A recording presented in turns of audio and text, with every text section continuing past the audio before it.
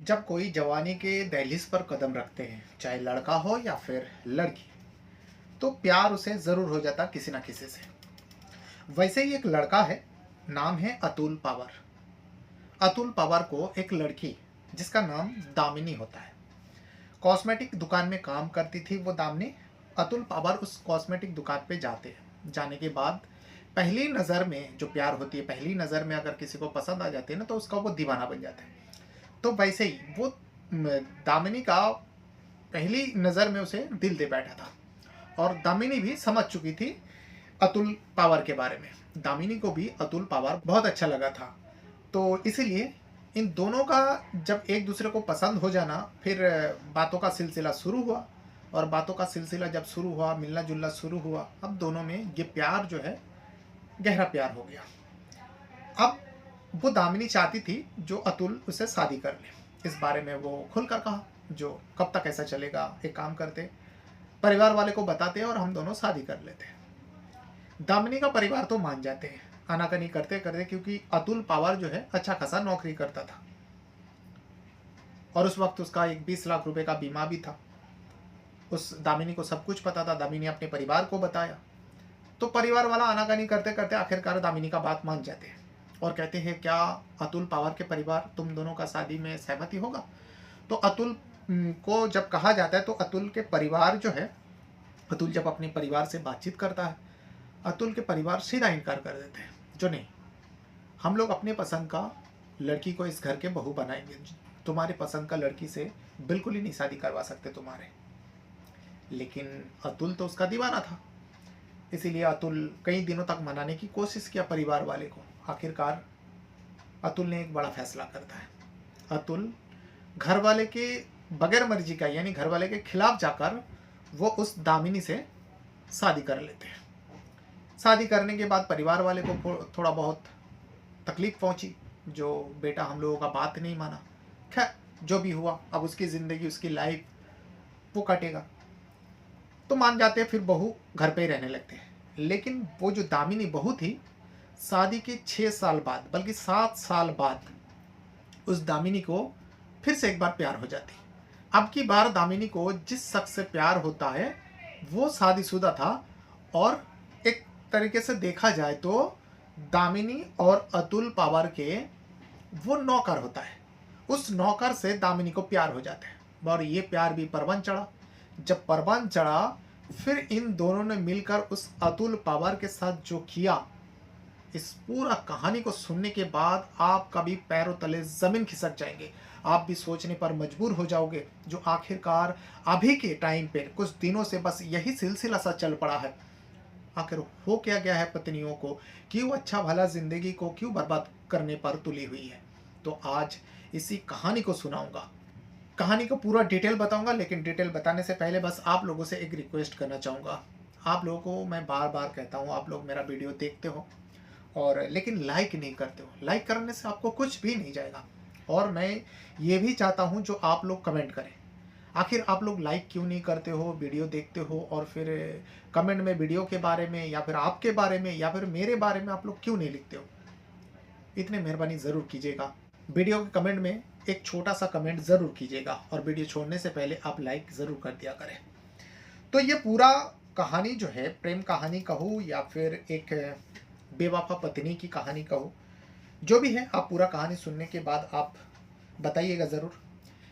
ये कहानी जो है उत्तर प्रदेश का मेरठ, वही मेरठ, मेरठ का नाम आते ही मुस्कान का नाम जहन में आ जाती, क्योंकि मुस्कान ने सबसे पहले जो कांड किया था, अपने ही पति को मारकर घर के ब्लू ड्राम में छुपाकर वो पिकनिक मनाने चली गई थी। तो ये भी जो है मेरठ की कहानी है। मेरठ की एक हसनापुर करके जगह है, उसी हसनापुर का रहने वाला होता है अतुल पवार। अतुल पवार अभी 32 साल का था। तारीख है 17 जुलाई की सुबह।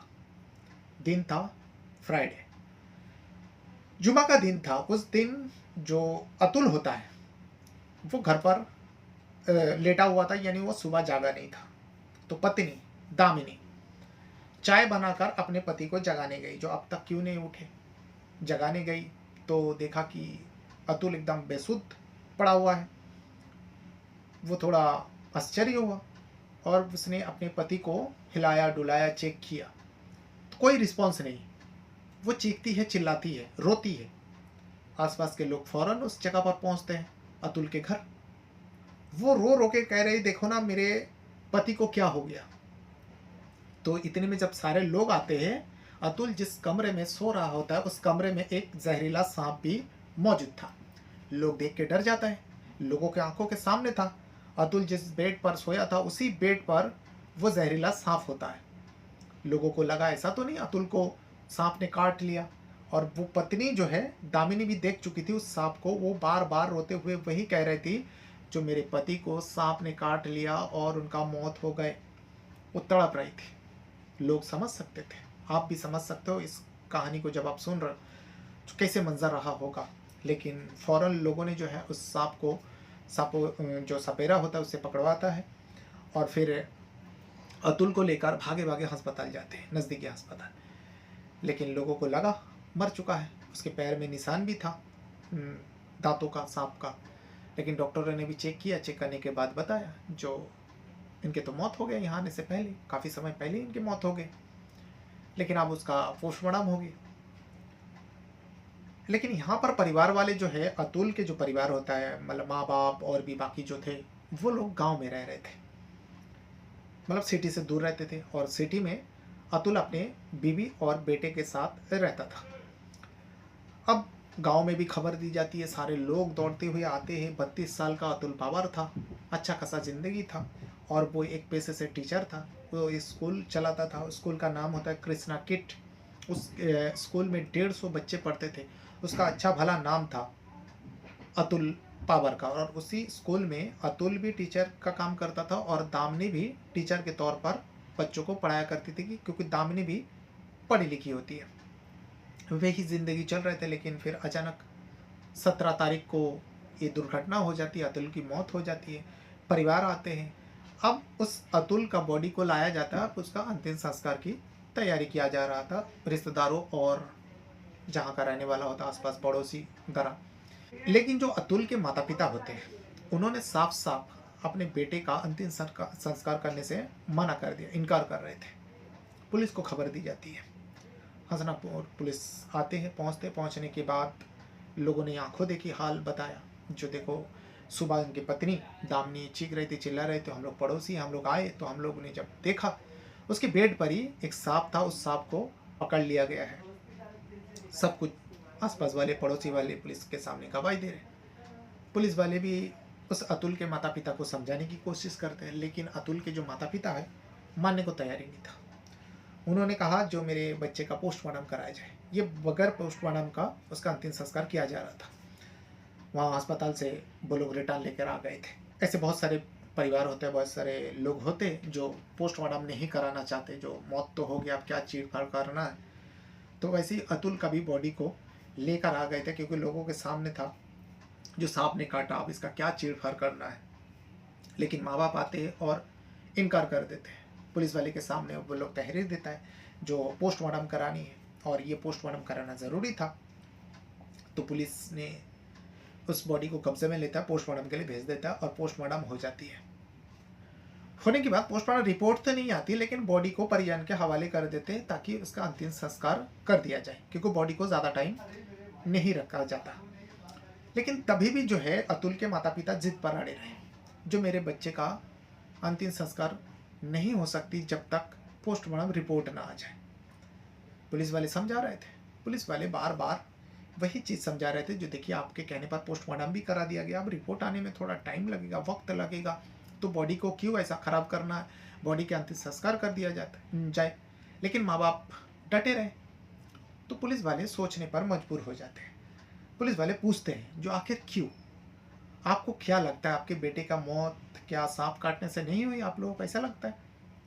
माँ ने साफ साफ एक इल्ज़ाम लगा दिया अपनी ही बहू दामिनी के ऊपर। अतुल के माँ पुलिस वाले को कहा जो मेरे बेटे का जो मौत हुई है यह कोई हादसे में मौत नहीं है, और कोई सांप काटने से अगर मौत हुई है तो मेरे बेटे को मारा गया, मेरे बेटे ऐसा नहीं मर सकता, उसका मर्डर हुआ है और करने वाली ये दामिनी होता है।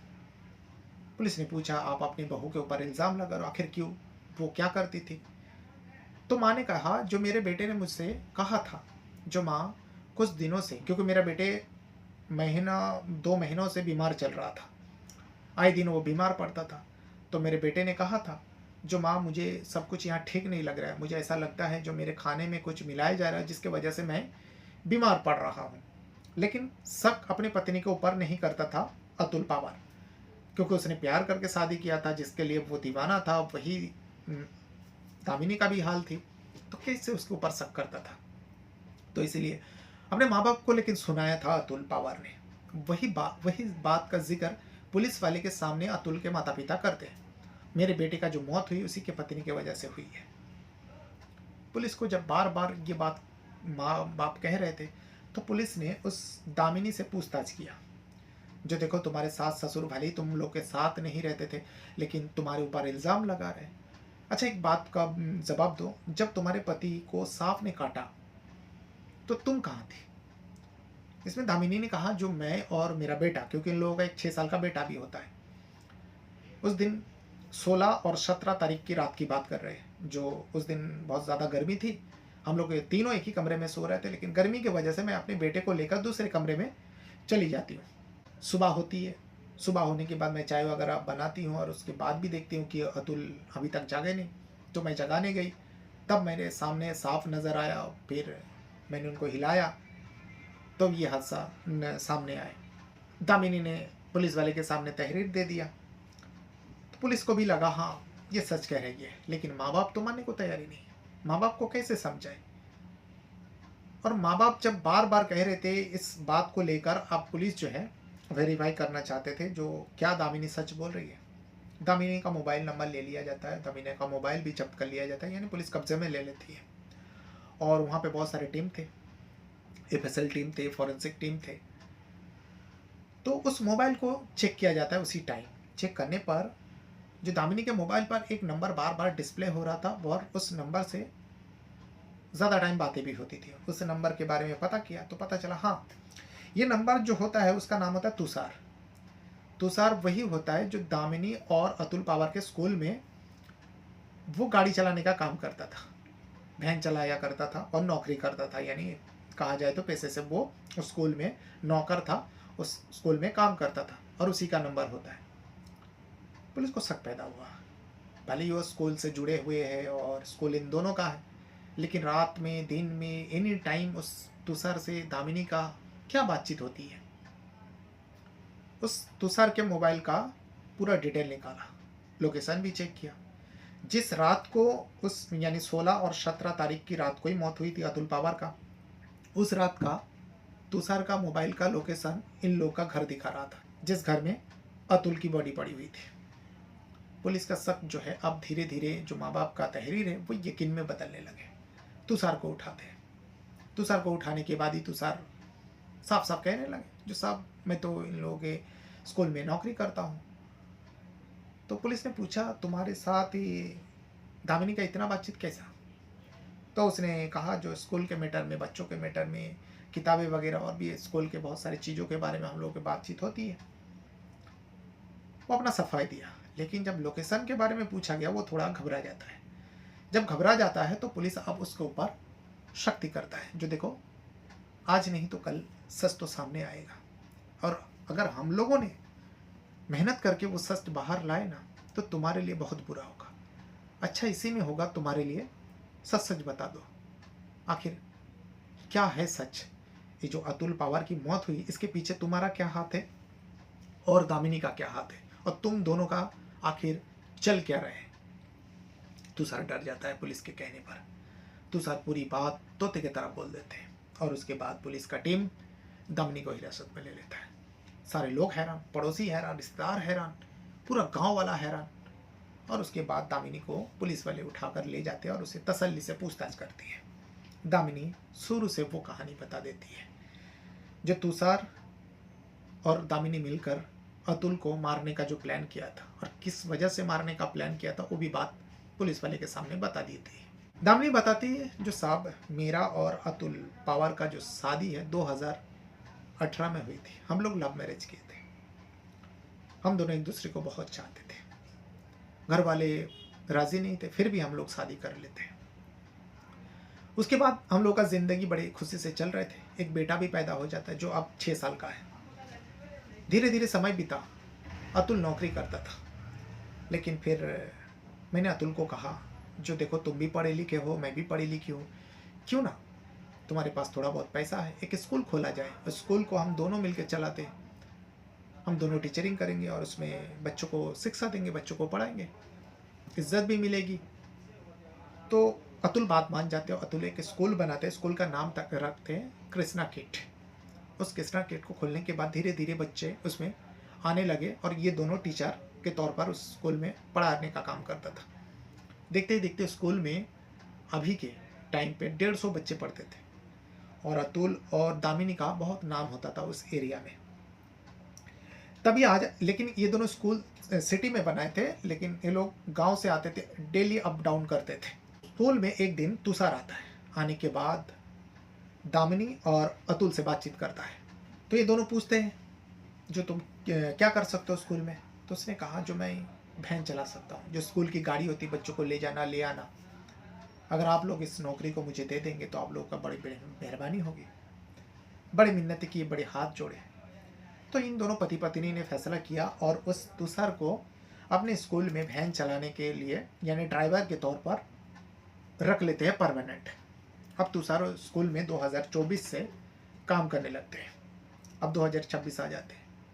लेकिन इसी बीच दामिनी और तुषार के आए दिन मुलाकात, स्कूल में बातचीत, सब कुछ होते होते दामिनी तुषार को पसंद कर लेती है और तुषार भी शादीशुदा होता है, लेकिन तुषार भी दामिनी को पसंद कर लेते हैं। अब इन दोनों में अफेयर हो जाते हैं। अब जब अफेयर हो जाता है, ये रिश्ता धीरे धीरे आगे बढ़ने लगे। अब ये रिश्ते को नाजायज रिश्ता ही कहा जाएगा। उसका तुषार का पत्नी है, उससे धोखा दे रहे थे ये, और वही दामिनी अपने पति को धोखा दे रही थी। दोनों इस नाजायज रिश्ता को कायम करते, क्योंकि दोनों के बीच में अवैध संबंध भी बनता था, यानी दोनों के बीच में संबंध भी बनता था मौका मिलते ही, और ये दोनों मौका निकाल ही लेते थे कैसे भी करके। अब दोनों से रहा नहीं जाता। तुषार कहता है, जो मैं तुम्हें हमेशा हमेशा के लिए पाना चाहता हूँ, यानी मैं तुम्हारे साथ रहना चाहता हूँ, तुम मेरे साथ हो जाओ। दामिनी ने कहा, ये कैसे पॉसिबल होगा? तुम शादीशुदा हो, तुम्हारी पत्नी है, और मैं भी शादीशुदा हूँ, मेरे भी पति है। तुषार ने कहा, मैं तुम्हारे लिए कुछ भी कर सकता हूँ, मैं तो अपने पत्नी को डिवोर्स दे दूंगा, तुम क्या कर सकते हो? दामिनी ने कहा, जो तो मैं तो अपने पति को तलाक तो नहीं दे सकती, लेकिन हाँ, अगर मेरे पति का कुछ हो जाए, यानी उसकी मौत हो जाए किसी भी वजह से, तो फिर बाद में जाकर मैं तुमसे शादी कर लूँगी। लेकिन मौत कैसे होगी? तो अतुल को मौत देने के लिए सबसे पहले प्लान होती है अतुल का एक्सीडेंट करवाया जाए। अतुल का एक्सीडेंट भी होती है, लेकिन वो छोटा मोटा चोट पहुंचती है, अतुल को कुछ नहीं होता। इन दोनों का पहला प्लान फ्लॉप हो जाते हैं। उसके बाद जो दामिनी होता है, दामिनी तुषार को कहता है, जो देखो ये गांव में रहकर पॉसिबल नहीं, क्योंकि वो दोनों गांव से अप डाउन करते थे, तो ये शहर में रहेगा तो आसानी से मैं अतुल को मरवा सकती हूँ या मार सकती हूँ। फिर दोनों ने प्लान किया, तुषार और दामिनी ने। अब की बार प्लान हुआ, अब शहर में शिफ्ट होना है। इसके लिए दामिनी एक बड़ी प्लान रची। उस प्लान के तहत दामिनी कुछ दिनों से गुमसुम रहने लगी। जब गुमसुम रहने लगी तो अतुल ने पूछा, जो क्या बात है, कुछ दिनों से तुम बहुत बहुत खामोश रह रही हो, बात क्या है? तुम अब मुझसे भी ठीक से बात नहीं करती हो और बेटे से भी बात नहीं कर रही हो, क्या बात है? दामिनी ने कहा, देखो बात मैं आपसे क्या बोलूँ, लेकिन बात ही कुछ ऐसी है जो मैं कहना नहीं चाहती। अब पति था, पत्नी दुखी है, किस वजह से दुखी है वो जानने के लिए उत्सुक था। उसने कहा, नहीं नहीं बताओ, आखिर बात क्या है? दामिनी ने कहा, मैं एक ज्योतिष के पास गई थी और उन्होंने कहा, जो तुम्हारे परिवार में बहुत बड़ा संकट आने वाले हैं और तुम अगर इस काम को नहीं किया तो। अतुल ने कहा, ज्योतिष ने क्या कहा? उन्होंने कौन से काम के लिए बताया?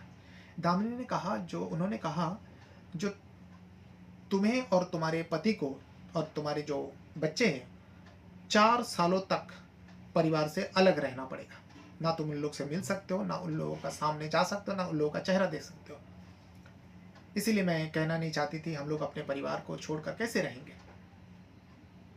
और ज्योतिष ने ये भी कहा, बहुत बड़ा संकट आने वाले है, मुझे कुछ समझ में नहीं आ रहा है, इसीलिए मैं बहुत दुखी हूँ, मैं परेशान हूँ। पूरी बात सुनने के बाद अतुल भी थोड़ा परेशान हो उठा और अतुल को लगा, अगर ज्योतिष का कहना सच हो गया तो हम लोग बर्बाद हो जाएंगे, क्या संकट आने वाली है। तो उसने कहा ठीक है कोई बात नहीं, अगर ऐसा है तो हम लोग ऐसे स्कूल से गांव जाते हैं, क्यों ना हम लोग स्कूल के पास ही एक 4 सालों तक वहाँ रहे, यानी एक रेंट पर रूम ले लेते और उसी पे रहते हैं। दामिनी ने कहा नहीं, माँ बाप को कैसे छोड़ के। तो अतुल ने कहा देखो 4 साल की तो बात है, ऐसे ही तो हम लोग अप डाउन करते हैं, 4 साल यूं निकल जाएगा। दामिनी का प्लान सक्सेस हो जाता है। दामिनी का पति अतुल पवार और अपने बेटे को लेकर स्कूल के करीब हसनाबाद में एक जगह पे एक रूम किराए पर लेते हैं और वहाँ रहने लगते हैं। आप दामिनी के लिए बड़े आसान हो जाते हैं, क्योंकि अतुल अपने माँ बाप को सब कुछ कहने के बाद अलग हो गए थे, और कौन माँ बाप चाहेगा जो बच्चों के ऊपर मुसीबत आए। उन लोगों ने कहा कोई बात नहीं बेटा, तुम लोग जहाँ भी रहो खुश रहो, अच्छा रहो, आबाद रहो। उन लोगों ने और दुआ दी। 4 साल की बात तो है बेटा, धार्मिक की ये सब आस्था की बात है, धार्मिक बात है, कुछ श्रद्धा की बात है, जतीश ने कहा। तो उन लोगों ने भी राजी हो गया और फिर ये दोनों शहर रहने लगते अपने बेटे के साथ। और इसी बीच जो है दामिनी अपने आशिक तुषार से आए दिन मिलने लगते।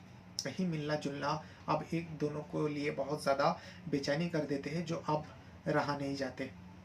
अब सबसे बड़ा कांटा जो है वो है अतुल कुमार। और अतुल पवार को मारने के लिए प्लान के तहत उसको शहर लाया गया था। जब से वो शहर आया तब से दामिनी जो है अतुल के खाने में मतलब नशे की चीज़ें मिलाया करता था। हर रात को वो नशे की चीज़ें यानी नशे की गोली वगैरह मिलाकर उसे खाना देता, और खाना खाने के बाद अतुल गहरे नींद पे चले जाते और फिर तुषार का एंट्री होता और ये दोनों बड़े मज़े से वो सब कुछ करता जो एक पति पत्नी के बीच में होता है। लेकिन अब अतुल को मारना जो है, फिर ये दोनों जाकर शादी करेगा। फिर इनको वो बीमा का पैसा भी लेना है, क्योंकि अतुल का ही सब कुछ था। अतुल का 20 लाख का बीमा था और अतुल का मौत होने के बाद वो बीमा का पैसा भी मिल जाएगी। अब मारने के लिए क्या करें, क्योंकि नशे की जो गोलियां दिया जा रहा है उससे मौत तो नहीं हो रही, वो बार बार बीमार पड़ रहा था और एक्सीडेंट का भी वो पहला ही गड़बड़ हो गया, वो कुछ काम नहीं हुआ। अब एक और नया प्लान होती है। इस प्लान में अतुल को सांप से कटवाना है, जहरीला सांप से। अब सांप तो आसानी से कोई पकड़ नहीं सकता आम इंसान, और कोई शहर में आके घर के अंदर सांप कैसे काट लेगा। इसके लिए प्लानिंग होती है। 2 सपेरे से मिला जाता है। अतुल तुषार जो है 2 सपेरे से मिलता है। उसे मिलने के बाद पूरी प्लान करते हैं। प्लान के तहत उसे 5 लाख रुपए में डील हो जाती है। वो दोनों सपेरे जो है एक सांप दिखाते हैं, जो ये इतना जहरीला सांप है कि जिसको भी एक बार डसेगा ना वो उसी वक्त मर जाएगा, उसकी मौत हो जाएगी। उस सांप की फोटो जो है तुषार ने खींचकर दामिनी को भेजती है, जो देखो ये सांप है और ये सांप सिर्फ एक बार काटने से ही उसकी मौत हो जाएगा। वो चीख भी नहीं पाएगा, चिल्ला भी नहीं पाएगा, वो हिल भी नहीं पाएगा, उसी जगह पे ढेर हो जाएगा। तो इस सांप से अतुल को कटवाना है, डसवाना है।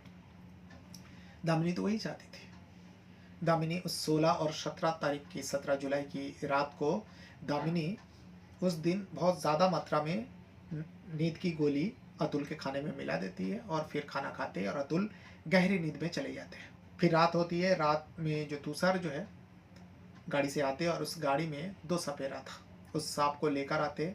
आने के बाद जिस कमरे में अतुल पवार सो रहा था बेहोशी के हालत में, उस कमरे में सपेरे द्वारा उस सांप को छोड़ा जाता है। थोड़ी ही देर में सांप उस बेड पर पहुंचते हैं और अतुल जो सो रहे थे उस सोते वक्त उसके पैर में काट लेते हैं। मौके पर ही अतुल की मौत हो जाती है। उसे संभालने का मौका ही नहीं मिला था, इसलिए वो बेहोशी था। उसके बाद सुबह होती है। सुबह वही नाटक, दामिनी के चीखना चिल्लाना, ये पूरी कहानी जब पुलिस वाले को बताया, पुलिस वाले भी हैरानी से सुनते और इन दोनों के ऊपर चार्जशीट दाखिल करते। और ये पूरा घटना जब सामने आते लोग हैरान हो जाते, लोग सोचने पर मजबूर हो जाते और लोग ये सोच रहे उस दामिनी को भी सांप से कटवाया जाए और तुषार को भी, इन दोनों को भी बिल्कुल उसी तरीके से मौत दे देना चाहिए जिस तरीके से उस बेगुनाह अतुल पवार को मारा गया। माँ बाप अगर जिद नहीं करते तो शायद ये घटनाक्रम कभी सामने नहीं आते। ये था वो पूरा कहानी। इसे मैं क्या कहूँ, प्रेम कहानी या फिर एक बेवफा पत्नी की वो कहानी जिसे अपने पति को मारकर खुद विधवा बन जाती है और उन्हीं के पैसा से वो आगे जाकर मौज मस्ती करना चाहती थी अलग मर्दों के साथ, अलग मर्द के साथ। अब मर्द के साथ था या मर्दों के साथ था वो तो दामिनी जानती थी। हो सकता है वो आगे जाकर तुषार को भी भुला देती और किसी और के साथ रहने लगती। ऐसे औरतों का कैरेक्टर वैसे ही होते हैं जो पति रहते दूसरे मर्द के साथ संबंध बनाना। और सोचिए, एक प्यार मोहब्बत वाली शादी थी, सोच कर ही घिन आती है। अपना राय कमेंट में ज़रूर दीजिएगा और अपने साथ साथ अपना परिवार का भी बहुत ज़्यादा ख्याल रखिएगा। इस वीडियो को पूरा देखने के लिए आप लोगों का बहुत बहुत धन्यवाद करता हूँ। जाते जाते मैं पुलिस का भी वो बयान सुनाना चाहूँगा जिन्होंने इस पूरा इन्वेस्टिगेशन किया और बाद में जाकर प्रेस कॉन्फ्रेंस में पूरी बात बताई। देखिए, आज थाना हस्तिनापुर पर यह सूचना प्राप्त हुई कि अतुल पवार पुत्र श्री अजब सिंह की संदिग्ध परिस्थितियों में मृत्यु हो गई है और उनके बिस्तर से एक सांप मिला है। तो वहां पर तत्काल थाना पुलिस और सीओ मवाना पहुंचे। जो देखा गया तो परिजनों द्वारा ये बताया जा रहा था, विशेषकर पत्नी द्वारा, कि सांप के डसने से ही इनकी मृत्यु हुई है और पुलिस को सूचना देने से पहले ये उनको अस्पताल भी लेकर गए थे। परंतु जिस प्रकार की परिस्थितियां थी और जो सांप का व्यवहार होता है उस जानवर का, कि वो बड़ा शाई होता है, उसको लेकर कुछ चीज़ें मैच नहीं खा रही थी कि वो क्यों बिस्तर में इनकी चादर के अंदर आकर उनको काटेगा। इसी क्रम में टेक्निकल सर्विलांस किया गया तो इनकी पत्नी जो हैं दामिनी, इन्हीं के स्कूल के ड्राइवर, ये दोनों मिलकर एक school Krishna kids public school चलाते थे। इन दोनों ने 2019 में प्रेम विवाह किया था। दामिनी का इनके ही स्कूल के एक ड्राइवर से संबंध पता चला। इनकी लगातार उनसे वार्ता होती थी। तुषार नाम का व्यक्ति था।